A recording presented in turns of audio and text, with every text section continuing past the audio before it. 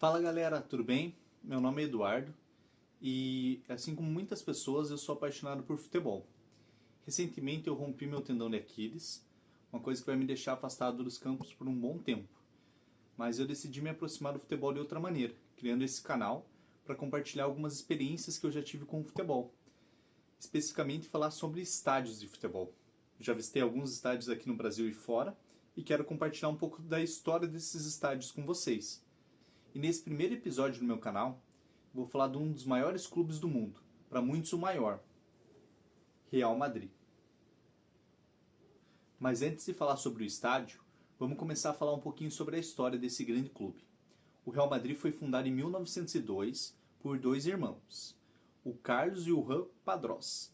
Esses dois irmãos fundaram esse time na cidade de Madrid, por isso vem o nome Madrid Futebol Clube.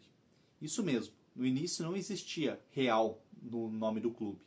Isso só veio em 1920, quando o rei Afonso nomeou o time de Real, um time da realeza. Aí então o time adotou o nome Real Madrid. O Real Madrid conquistou as suas primeiras glórias já no início da sua história. Depois de 3 anos da sua fundação, ele conquistou a sua primeira Copa do Rei, que na época era o principal título da Espanha, uma vez que a Liga Espanhola ainda não existia. A Liga Espanhola só foi surgir em 1929. Então a Copa do Rei era o principal torneio nacional da Espanha naquele momento. E além de ter ganhado em 1905, o Real Madrid ganhou mais 3 anos. Ou seja, ganhou 4 títulos de 1905 a 1908. E nesse início de Real Madrid, onde o clube conquistou seus primeiros títulos, o futebol espanhol ainda estava começando. Então os primeiros times espanhóis são de 1989. Então o futebol espanhol era muito recente. Então ainda não tinha uma infraestrutura. Os torneios eram disputados em campos simples, sem estrutura de arquibancada. E foi aí que o Real Madrid ganhou os seus primeiros títulos, sem ter uma casa ainda. Em 1912, o Real Madrid teve sua primeira casa, um primeiro estádio, chamado de O Dômel. Era um estádio pequeno, com uma estrutura para 5.000 pessoas. E foi a casa do Real Madrid de 1912 a 1923. Essa não foi uma época muito gloriosa do clube. Ele ganhou apenas uma Copa do Rei nesse período, que foi em 1917.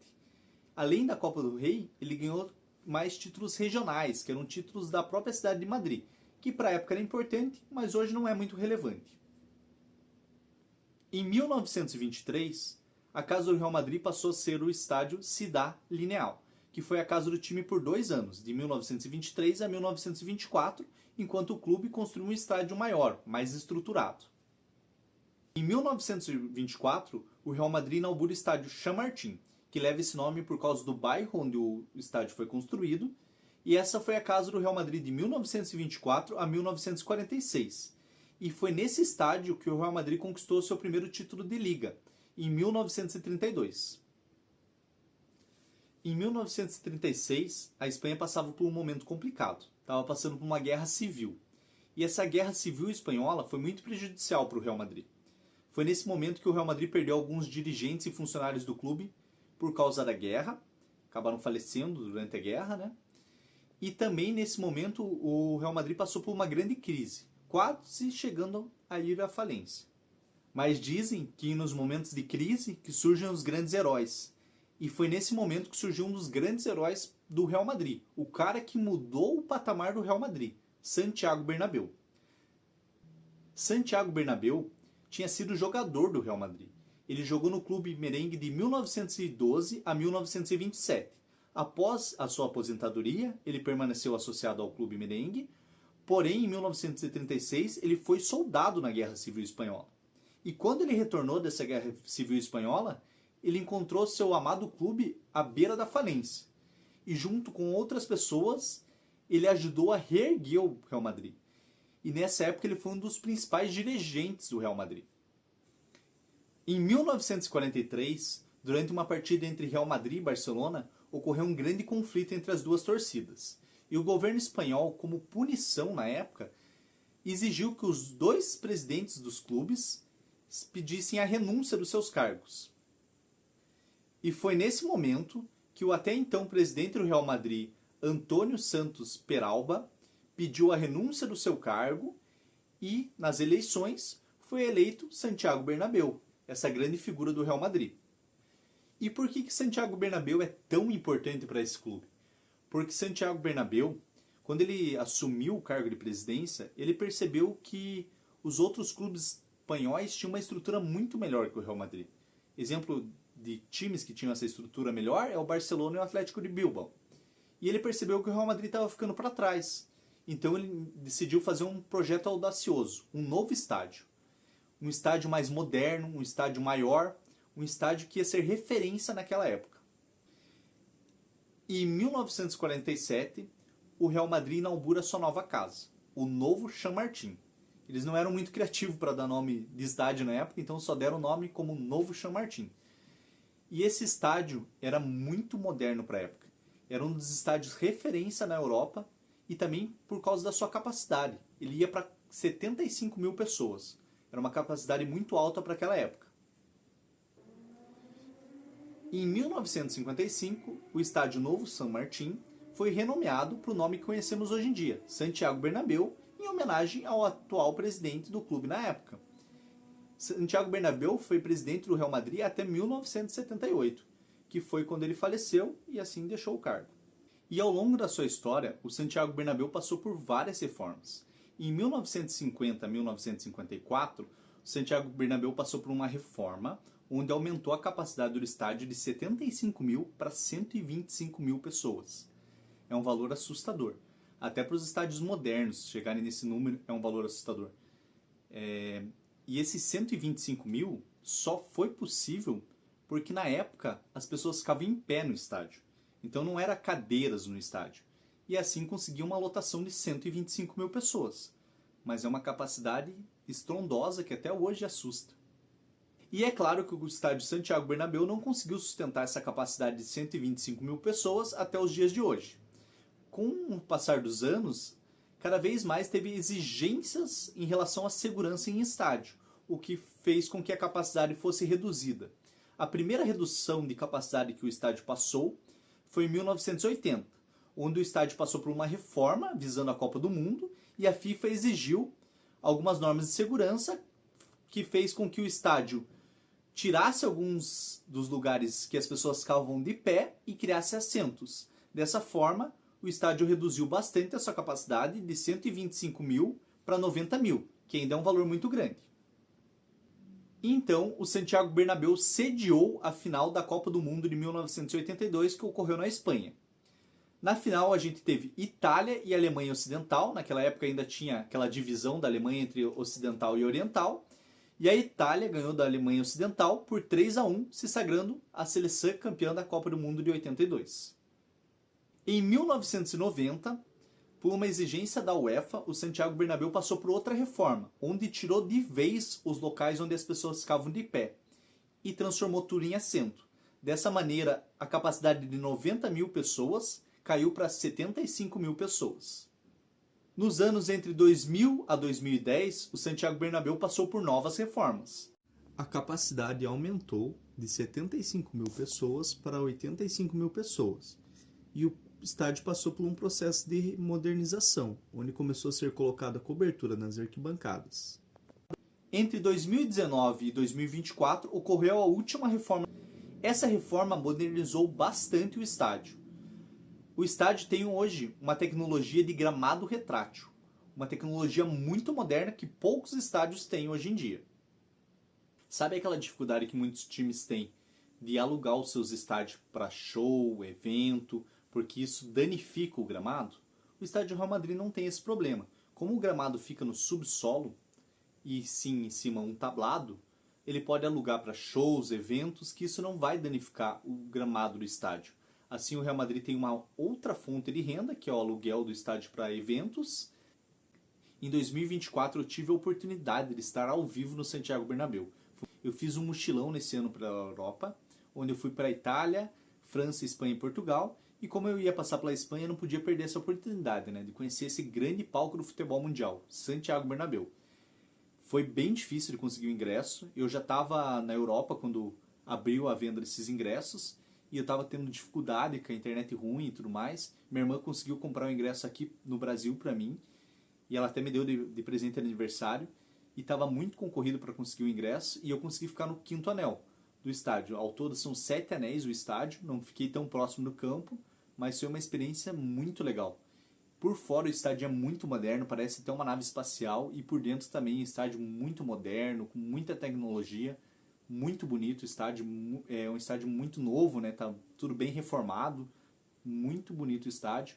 E o jogo, nossa, foi sensacional, foi 4-2 para o Real Madrid, um jogaço, com direito ao Valverde fazendo gol fora da área, um chutaço, aquele chutão que ele dá, Mbappé fazendo gol. O Vinícius Júnior, infelizmente, não conseguiu ver ao vivo, ele estava suspenso por cartão, mas foi uma experiência muito completa. E teve duas coisas que deixaram essa experiência ainda mais emocionante para mim. Uma delas é que no jogo anterior, o Real Madrid tinha ganhado o Mundial de Clubes. Então ele levou a taça para apresentar para a torcida. Foi uma sensação muito emocionante de ver a taça no Mundial de Clubes ali ao vivo. O Modric entrou com a taça, foi muito legal. Outro fato que me surpreendeu bastante e achei muito legal foi que esse era o último jogo da carreira do Jesus Navas. Jesus Navas, para quem não conhece, é um jogador que estava atuando ali nessa época pelo Sevilha. Ele atuava como lateral direito ou ponta direita ali, né? Atuava pelas duas funções. E ele é um jogador formado na categoria de base do Sevilha. Ele saiu depois para ir para o Manchester City e no final de carreira retornou para o Sevilha para fazer suas últimas temporadas. E essa era a última partida desse jogador. E esse jogador, ele estava naquele elenco campeão de 2010 da Espanha. A Espanha, campeã do mundo de 2010, contava com Jesus Navas. E o povo espanhol reconhece muito aqueles jogadores que foram campeão pela seleção espanhola. E então eles têm um apreço muito grande por esses jogadores. Então quando o Jesus Navas entrou no segundo tempo para fazer seus últimos minutos de carreira, o Santiago Bernabéu inteiro levantou e aplaudiu ele. Foi uma sensação muito legal, porque você está vendo o estádio inteiro aplaudir um jogador que está jogando no time adversário. Isso é reconhecimento pela história do jogador. Foi uma coisa assim muito emocionante. Eu já tinha visto isso acontecer outras vezes em vídeos, mas ver isso ao vivo foi muito legal. Eu já tinha visto, por exemplo, o Iniesta ser aplaudido pelo Santiago Bernabéu. Também pelo reconhecimento pelo que ele fez pela Espanha, né? Pela seleção espanhola. Mas foi muito emocionante ver isso ao vivo.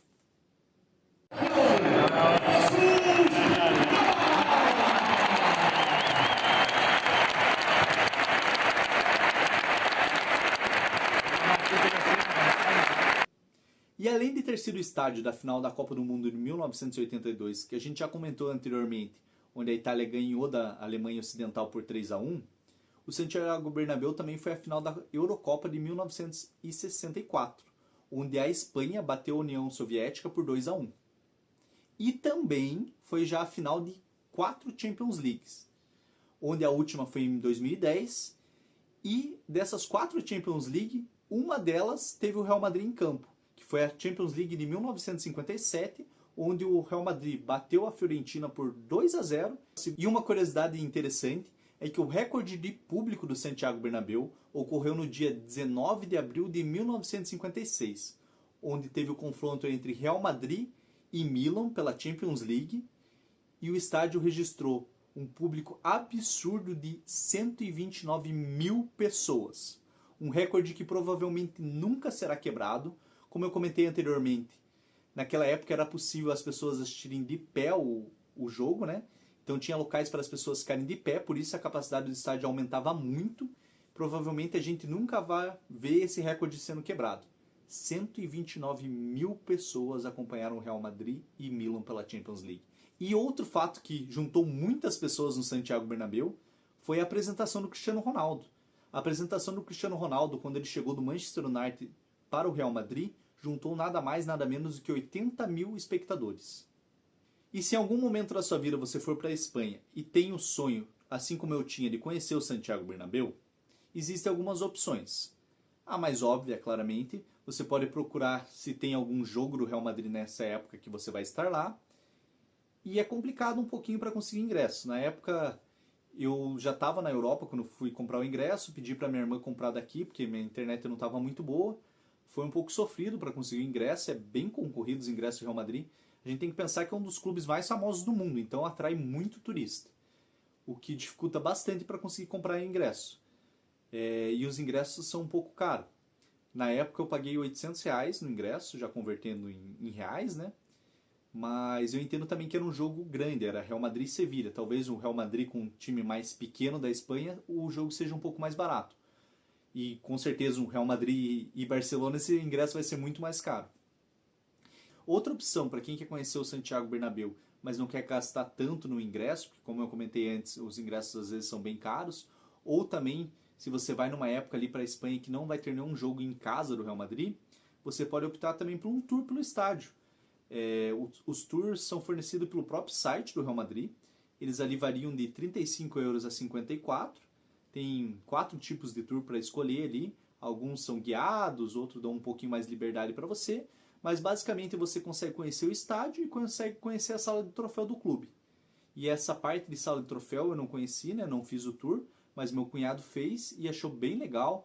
Diz que dá para conhecer todas as taças da Champions League do Real Madrid, o time que mais tem taças para conhecer então da Champions. E você consegue conhecer alguma parte da história do Real Madrid, camisas antigas de ex-jogadores do Real Madrid. É bem legal para quem quer conhecer um pouco mais da história do clube. Lembrando que esses tours têm um desconto pelo site, então vale a pena comprar pelo site do que na bilheteria na hora ao vivo. E para quem quer conhecer o estádio do Real Madrid, ele fica numa área central da cidade, uma área nobre ali de Madrid. É tranquilo para ir de metrô, de ônibus. No dia que eu fui de a pé para o estádio. Eu queria conhecer um pouco mais de Madrid, queria passear um pouco pelas ruas, então fui de a pé, bem tranquilo para ir fazer esse deslocamento. Ele fica numa região bem central de Madrid, então é bem fácil de ter acesso e vale muito a pena.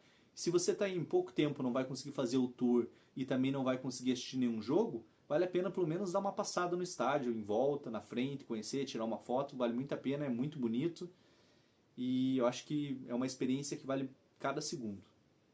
E galera, eu queria agradecer quem assistiu o vídeo, esse foi o primeiro vídeo que eu fiz, eu nunca gravei nenhum vídeo para o YouTube, essa foi a minha primeira experiência, acho que foi uma experiência legal. Tentei trazer bastante curiosidade sobre o estádio, fazer um conteúdo diferente. E vamos lá, próximo vídeo trago um outro estádio aí pra gente. Valeu!